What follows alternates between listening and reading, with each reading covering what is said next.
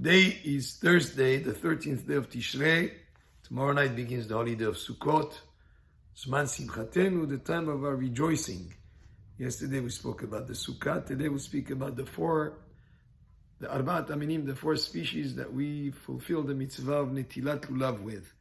And they are the Lulav, which is the branch from the palm tree, the Hadas, which is the myrtle, the Arava, the willows, and the Etrog.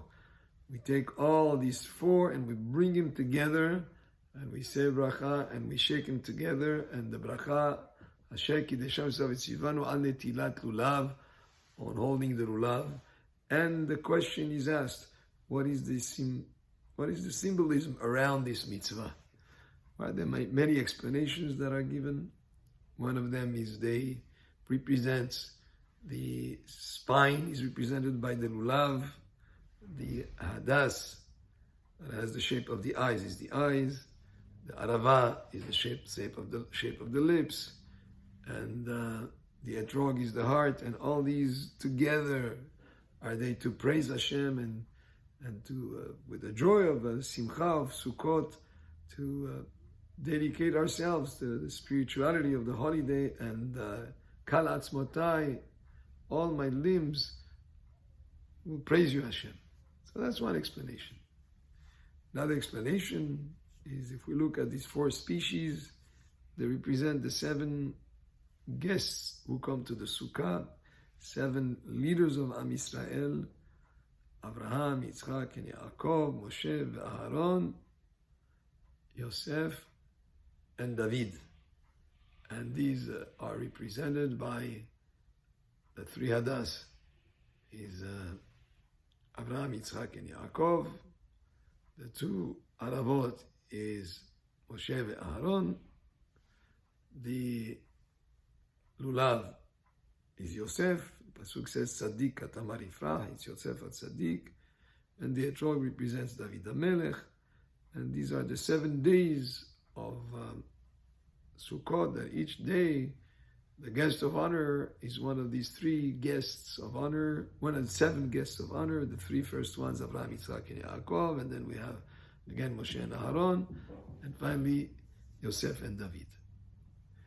There's another explanation that says that the 4 species actually represent the 4 different types of Jews, and we bring them all together in unity and togetherness, and each one represents a different type of Jew. The Etrog represents the person who learns Torah and has good deeds also, because the Etrog has both smell and taste. The taste is Torah, is knowledge of Torah, like Pasuk says, Nevash v'halav tahat leshonech. The Torah is sweet as honey, so there is taste there in the Etrog, and there is also smell. Smell is good deeds. Good deeds of a person have a good reputation, just like a smell is something that you can smell, and there's something that people are aware of the good deeds of the person, and the good deeds are like the smell that is representing, again, the Etrog, those who learn Torah and also have good deeds.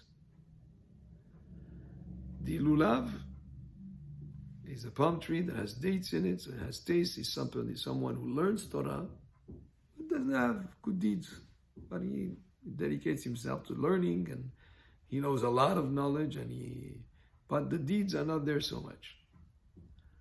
The Hadas has good smell, in other words, good deeds, but no learning of Torah, there is no taste there.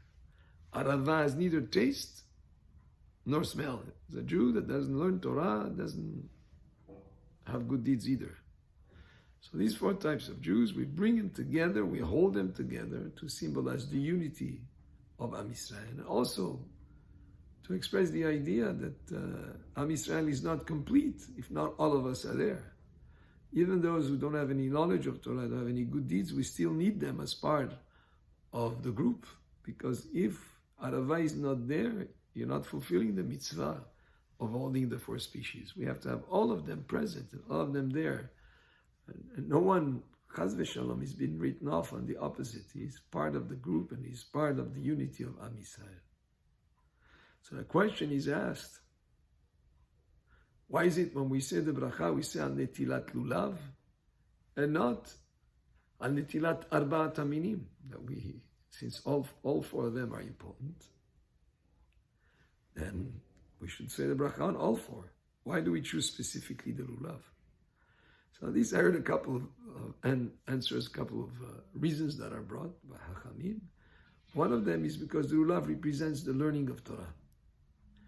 And our sages says learning is very important because that's what brings you to ma'aseh, to doing acts, good acts. If you don't have knowledge of Torah, you will not know what types of good actions you should know. So therefore, the learning of Torah is of primary importance. That's what will bring you to have good ma'asim. And therefore, that's why we do the blessing on the Lulav. Another opinion says the exact opposite. The Lulav is someone who has a lot of knowledge of Torah but still doesn't apply it. It's in a way, it's a person that is in a worse position than somebody that didn't learn and doesn't apply it. Because the one who doesn't apply it because he didn't learn, he can be justified saying, I just did not know. That's the arava. Yet the Lulav is one who has the knowledge but doesn't apply it. That's not a good situation to be in. So we say the bracha for him according to this other opinion, in order to give him the bracha for him to gain the ability to apply what he learned.